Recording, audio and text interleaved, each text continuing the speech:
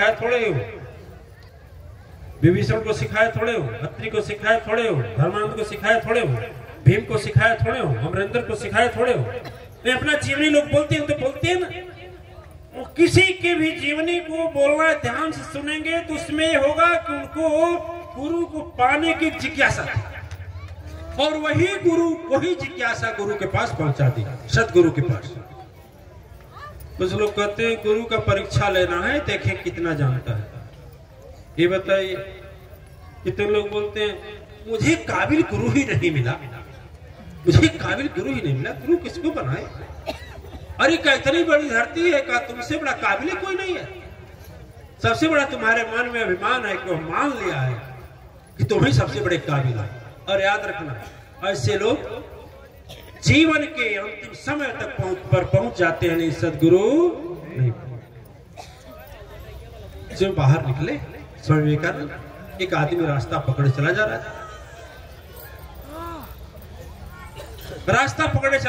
था, और रास्ता के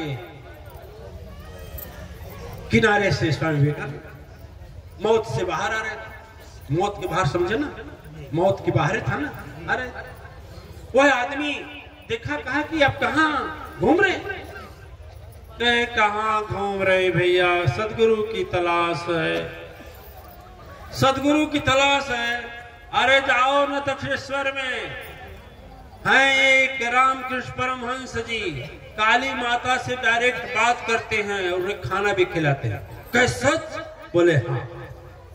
ध्यान देना, क्या बोले? हाँ। चले गए।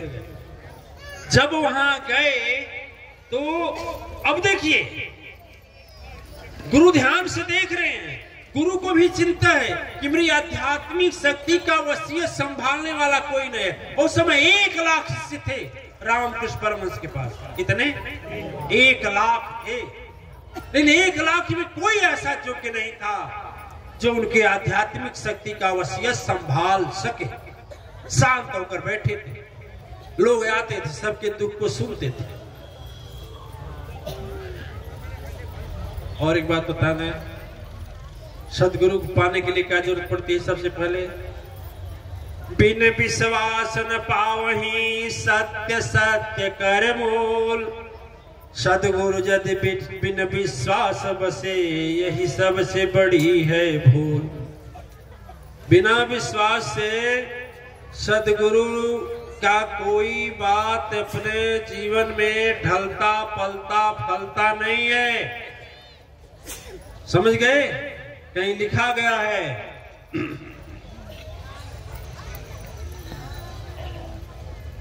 गुरु बचन विश्वास न जेहि, स्वप्न सुख पावहि नहीं तेहि। लाख नाटक करिए गुरु जी से मेरा प्रेम है, लेकिन यदि विश्वास नहीं है तो मैं दावा करता हूं, गुरु ही मिले बिरंच शिवा, मूर्ख हृदय न चेत। यदि मन में विश्वास नहीं है तो मूर्ख के हृदय में चेतना कभी नहीं आ सकती। सबसे पहले विश्वास की जरूरत पड़ती है। भूमि में, जमीन में यदि आप बीज डालते हैं तो सबसे पहले उसकी जुताई करते हैं, नहीं करते हैं?